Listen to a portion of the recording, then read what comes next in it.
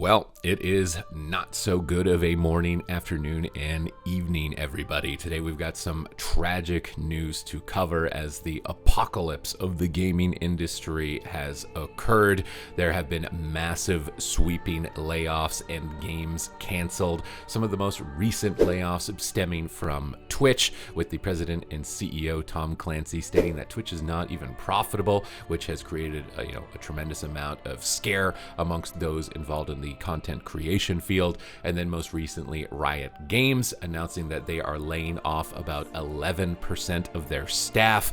And now today, Blizzard, or Microsoft, which has acquired them, is laying off 22,000 total positions, and 1,900 of those are coming from the Activision field. So this is a very scary day in the gaming industry, and to see what is going to be happening into the future. Along with those layoffs, Blizzard president Mike Ybarra has also decided to leave. Now, Mike Ybarra, he's a gamer. He was a competitive PvEer, pushing Mythic Plus Keystones and raiding actively, and he had sentiments and statements at BlizzCon that would lead you to believe that he would be there for the next 20 years, that he was really in it for the long haul. So this is one of the biggest surprises, along with these massive sweeping layoffs. And to cap off the layoffs and to cap off the departure of the head of Blizzard, they have also decided to cancel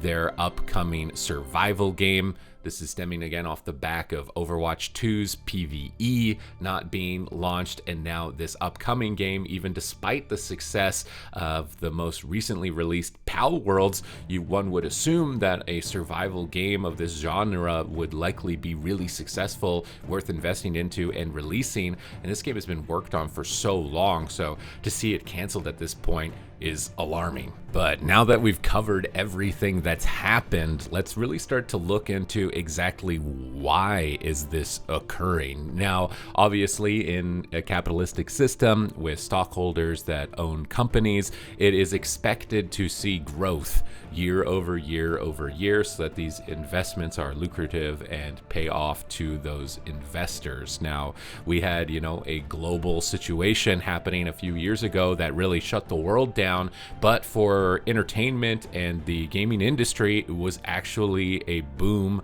I can attest to this personally, being a content creator, that during that time period of Shadowlands and everything going on in the world, it was very lucrative to be creating content, and I would only assume that it was also very lucrative for the companies making these games, as well as the platforms that were broadcasting them, like Twitch and YouTube, because people didn't really have a lot that they could do otherwise, as they were locked down, and this is all they really had access to. And likely that padded inflated numbers to levels that would not normally have been achievable, and the expectation in the system is that that growth will then be seen the following year and the following year, and companies were likely hiring people, bringing on a lot of staff, and trying to adapt for that expected growth into the future, without realizing that that wasn't going to be the case, assuming that everything returned to normal in the global situation. And probably, in fact, I would think the opposite has occurred, where now, since the general populace needs to be getting back to work and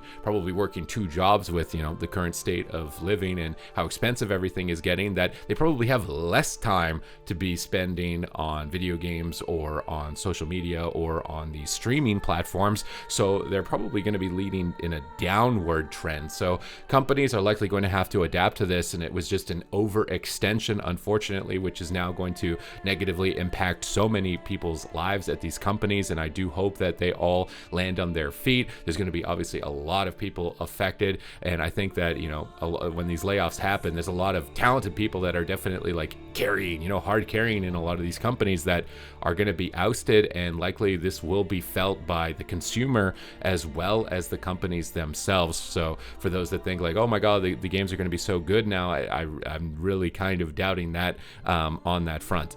Another point to consider is that it is pretty standard practice amongst acquisition that companies will do massive amounts of layoffs, and this is also attributed to the fact that there is overlap in positions. So Xbox or Microsoft likely have HR teams, they likely have marketing teams, and do they really need the marketing teams of Activision or Blizzard? Can those marketing teams work and interact with each other? How many of those positions are necessary? Can people in positions of one be able to take over the responsibilities of the other? And they're obviously going to look to consolidate for the interests of the stockholders and to try and remove a lot of these now redundant positions, which again is greatly unfortunate for those that are in those positions and sadly completely out of their control. So I do wish them the best, and I hope that you wish them the best as well in terms of finding the next step in their journey.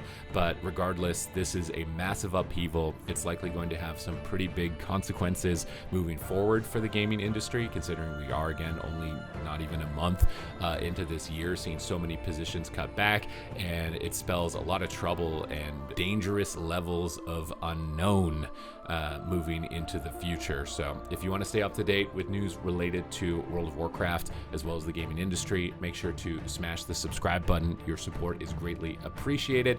Thank you for watching, and I will see you in the next one.